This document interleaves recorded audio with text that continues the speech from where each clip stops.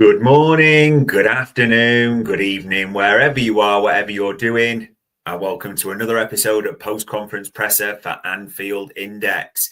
It is Friday, the 16th of May, and what a week it has been already, ladies and gents. We'll get into all that very shortly. My name's Dave Davis. I'm coming to you from a sunny and glorious Edinburgh. The blinds are down. Well, it's late in the day, isn't it? So, the sun is kind of drifting a bit. But for this time of night, it is still out there. So let's just enjoy it and make sure we get into the barbecues in the next few days and all that. Chalk ices, mint viennettas, all the stuff a man can dream of. But post-conference presser, ladies and gents, we're here to do the normal. We're here to talk about the questions that Arne Slot was asked, the answers that he gave. We're here to talk about the clues from the last game that Arsenal won. It's like a million years ago, that, doesn't it? Anfield last weekend and everything around that game at the same time as well. We're here to talk about the threats that Brighton will bring, maybe the threats about our sobriety and what might be there for the Monday night game at the Amex, and also the lineup, the score, and the scorers. So it's such a bizarre one, this, ladies and gents, because this game, Monday night, as we said, at the Amex, 8 p.m. kickoff UK time. Don't get caught out by this one at all. But I always think, I never thought I'd say this, but I wonder if Liverpool would agree to a forfeit almost, not even bothered. It's more just party time, isn't it, realistically? You've seen Arne Slot in Ocean Beach, in Ibiza. You've seen the Liverpool players just enjoying a party, haven't they, for this one? So, yeah, it's unbelievable. And as Arne Slot said, they made a very deliberate decision to give them that time off. And he was quite clear on this, that he said, we're back Friday. Today's the first day we train. Saturday, Sunday training, and then be ready for the Monday games, that 4-day build-up into it. What they've done with the rest of the week, I'm not sure is the ideal build-up, but that's how it's going to figure. So let's get into it. What were the first questions Arne Slot was asked? You'll probably guess this because of all the transfer talk. Jeremy Frimpong was first up, wasn't he? And the rumours around him. You know the straight backs coming from Arne Slot, but let's hear it anyway. What I can tell you is that we already have Conor Bradley, who can play really good in that position. Joe Gomez has played in that position multiple times. So it's not like when Trent is leaving, I have no clue what to do anymore. But as a club, we're always looking at interesting players that can strengthen our squad. But that's the general answer, not talking about an individual. Just on an individual then in Trent Alexander-Arnold, does he figure in your plans for these final two games? Have you had to have a chat with him about last week's experience and the mixed reception? We'll get into that one very shortly. But he was never going to say anything about Frimpong. I mean, we all know this is practically done, isn't it? It's just waiting. And mainly it's waiting because Bayer Leverkusen's final game is tomorrow, isn't it? So you've got to be respectful in the first place. But why would they change the habits of a lifetime, Arne Slot and the press corps? And before anyone jumps on anyone, the press, that's their only outlet, is to ask Arne Slot. So, of course, they're going to do it there. We can all say it's Richard Hughes, in charge of transfers, Michael, whoever. But the manager is the public rep, isn't he, for the club? And at the same time, you know what to expect. You knew what was coming from Arne Slot, didn't you? There's plenty to be excited about off the field. And by the way, if you're stressed about things or winning transfers, look at what the boys are doing. Look at what the manager's been doing as well. So quite relaxed about the situation. What he was asked about was Trent. It's that Trent question. There's two bits to this, really, that, will Trent be involved this weekend? So he's asked about, whether he'll figure in the next two games. And he says, as you know, I wasn't here in the last few days and neither was Trent. So I haven't spoken to him yet.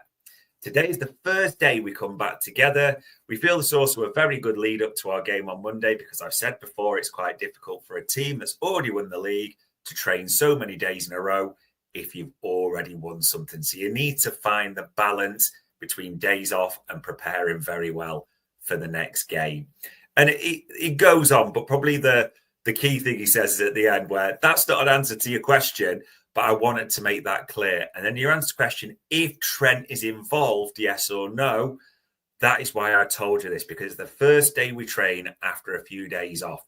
So it's quite early for me to say what the team would look like and what the squad would look like for Monday. It's an interesting one, this, isn't it? And I've no idea in a few hours if anything will come out in the embargo, possibly. That could be in the mix. But reading that, obviously they've all been away, so they're going to assess what frame of mind, and you probably think that maybe a joint decision will be made. However, just from press briefings previously and from just taking Arne Slot at face value, I suppose, there, it'll be assessed on, is he ready? Is he fit? Obviously, probably drinking like the rest of them. But there's nothing there that intimates Trent Alexander-Arnold is going to be left out for the last few games, which I understand, and I'll defend people's right to this opinion. There's a lot who have a strong opinion he should be, and I understand it. Not to bring any distraction on the title win, not to bring or take headlines elsewhere, as it were. So I completely understand that opinion. Also, there's a few, this topic will rage again because everyone will have seen the interview by now, I'm sure, or snippets from it. Mo Salah's interview with Gary Neville for Sky Sports and the Trent situation mentioned. Don't really know what else he could say, as in the sense that he's entitled to an opinion. He was asked it, he answered it. He doesn't feel in his eyes, the King's eyes, we should boo him. That is his right. I'm not saying I agree with what Mo Salah said completely, but by God, if you won't defend the King's right to have a view, who will we defend? And maybe the last, and I don't know if the most important thing, you can make a decision on that to say around this, is an Arne Slot comment that also came out in the press conference. You may or may not have heard this as well around the situation. Last week, people talked about it to me. Then, of course, we had the reaction of our fans in the stadium, which was different, positive and negative. Then all the pundits talked about it, the whole country talked about it. And I think now it's time to draw a line under that. Let's focus now on the fact that we've won the league and for us to enjoy the upcoming 1.5 week with that feeling and not talk and be distracted that much about Trent's situation. Now, timing's everything, as we know, and my understanding is that Mo Salah's done that interview today before Arne Slot's actually done the press conference here. So people were thinking, well, hold on, this is going to come out over the weekend. Yes, but it's already been done before Arne Slot spoke as well. And I think that the manager's spot on there. Let's just draw a line under the whole entire thing in a way. The country said the country's been talking about it. If you think differently, let me be clear. You are completely entitled to view. There'll be some who saying you shouldn't be anywhere near it. I get that. Some are saying that it'll be a distraction. It takes away the focus. I understand that as well. I am not for one moment saying you're wrong. I also have seen others suggesting, well, let's try and focus and win the last few games. And if he's in the best team, play him. It's back to what we said last week, isn't it? Everyone is completely entitled to their view on this. There's no right or wrong. The one thing for me, that my opinion on it personally, aren't you tired of talking about it? Aren't you a bit tired now of the whole analysis a little bit? Isn't it just fun watching Arne Slot on the piss in Ibiza? Isn't it fun watching the lads laughing it up in Dubai, having a few, but they're not bothered by it. Everyone, again, is entitled to their opinion, but maybe just take our steer from them. It will rumble on, though, because that will be serialised as well. A few other things to call out. Probably the funniest thing was at the start of the press conference when Arne Slot comes in and says, was asked about a good week. And he said, well, I've had a good week until now. It was in holiday mode, vacay mode, wasn't he, Arne Slot? You could see even the way the tracksuit top was slightly unzipped. And Yeah. The only other things worth mentioning, I suppose, the press conference, he was honest and say, yes, it is harder to motivate the players because of where we are and the focus that way. And also Liverpool's away form. And I think they get one more, it's the record, isn't it? So he was honest and said, it definitely means a lot to me. I don't know the exact numbers. One of the first games we played away, I mentioned this to the players. I showed them their away form in a team meeting in one of the away games that we had to improve. And it's one of the things we approved. Yeah. It is the final away game. It would be great to get a win. I'm not really convinced personally how bothered the manager, the players. I'm not even convinced it's the main priority of many fans right now looking online. But there's a game Liverpool will play. We want to win it before anyone jumps on me in the chat panel for Liverpool will win every game. I get all that, but context is everything in this one, isn't it? So there we go. Those were probably the key call-outs from a very relaxed Arne Slot press conference. Let's call it that. And we fast-forwarded to Brighton on Monday. As we always do, let's have a look back at the last game. I don't know why, it does just feel like a million years ago, this Liverpool versus Arsenal game. And we always talk about the lessons learned in the 2-2 draw. We were 2-0 up. They came back, didn't they, to equalise. Then had Marino sent off. And then Robbo has a goal disallowed at the end. Probably rightly, if we're honest now. We can say that. It doesn't really matter. I mean, lessons learned from this were the first half and the forwards for me were 2-0 up at half-time. We are absolutely destroying Arsenal. Diaz and Gakpo are both on the score sheet, which is great. Mo Salah will be raging in the sense of he should have an assist, shouldn't he, for Diaz, and Gakpo should have square it. So he's already thinking it should be 4-0. I should have a goal and an assist. But it doesn't. But the forwards, the first half, were great. The coach before was great. The atmosphere before was great. Everything up to 45 at injury time, great. Then the second half came, didn't it? The substitutions, the bringing on of a certain player. It's hard based on what Slot said to believe he will do this. But one of my honest lessons, I don't want to lie to you, that I had in mind before this game was to keep Trent away from it. That's my honest thought still. Wasn't getting that vibe at all from Arne Slot. But based on this and the way it was in the stadium. Now, on the last day, if he is there, and I suspect he will be in the squad, I do think it will be different. However, it was one of the honest lessons learned for me from this one. And just we've seen it a few times in recent games. Wolves second half, West Ham, Arsenal now. There's a few too many times we just don't turn up second half, which is, it's fair to say the opposite, isn't it? Normally for Arne Slot, it's been prod, work it out first half, make the adjustments second half, win. That's been the tale of the season. But not too much, not really in this one, if you're honest. So yeah, that for me, those were the big clues, the big lessons from that one. And we move to Brighton and the threats they bring. I mean, they're a little bit flip-floppy on the beach now, aren't they, in terms of can't qualify for anything. So you look at their run of form. In the last 5, they've won 2. Beat Wolves away, beat West Ham at home, and that was from going a few behind as well. And so strange the way you put their figures. 1-14, drawn 13. So close, 1-0 draw, 9 losses. It's such a spread over the 3. Not bad in scoring, 59. So more than Forest, for instance, more than Bournemouth, who've had attackers praised. But look at that. Shipped 56 goals. And as you go down the league, God, United have conceded less. Remember that. They're a proper bottom 5 team in terms of the goals they concede. They score, but it's say a 4-goal difference or 3-goal difference. Sorry, it is literally the definition almost of a mid-table team. Score as many as they concede, spread from win, draw to loss. That's Brighton a little bit, isn't it? And as I say, they are a bit flip-floppy. They are on the beach. In terms of the players they have and the threats they bring, Danny Welbeck likes a goal against us, doesn't he? People like João Pedro.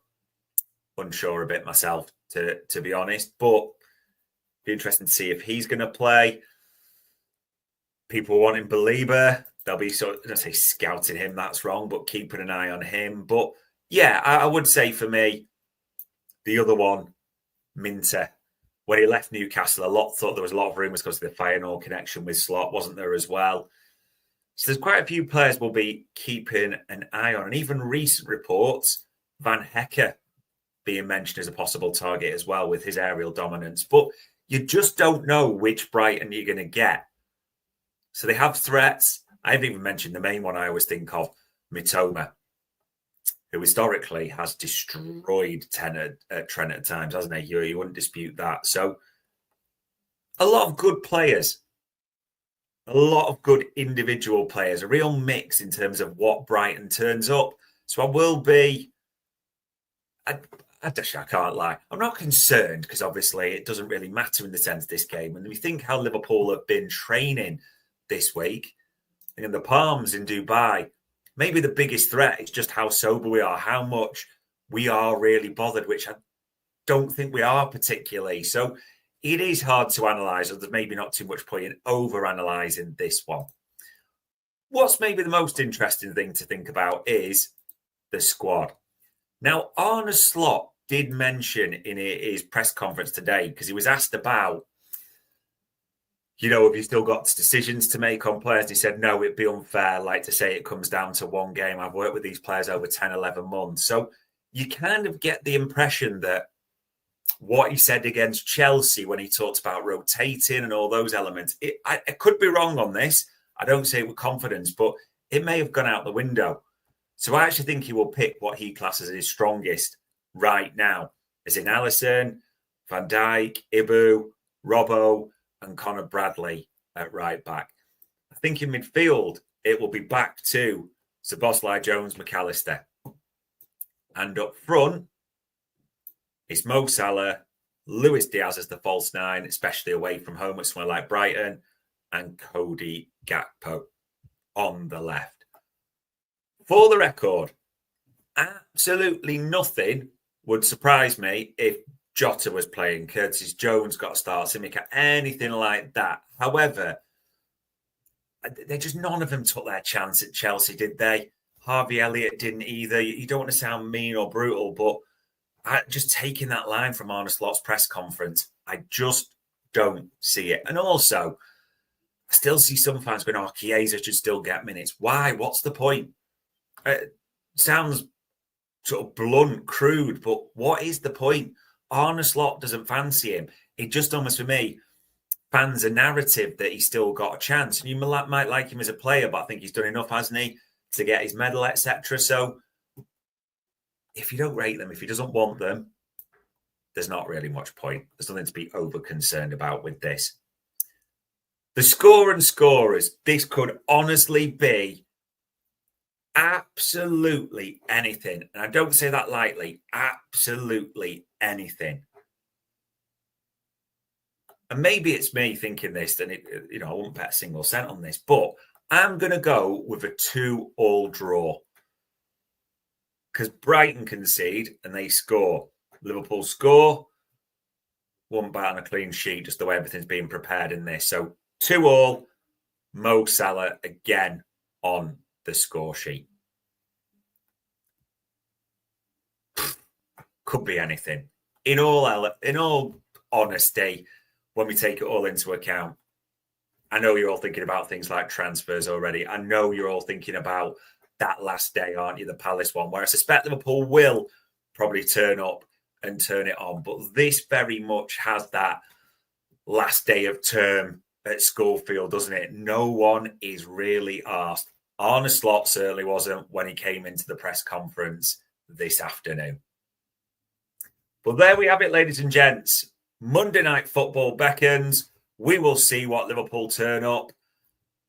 And on Friday, the 16th of May, that was another post-conference presser for Anfield Index.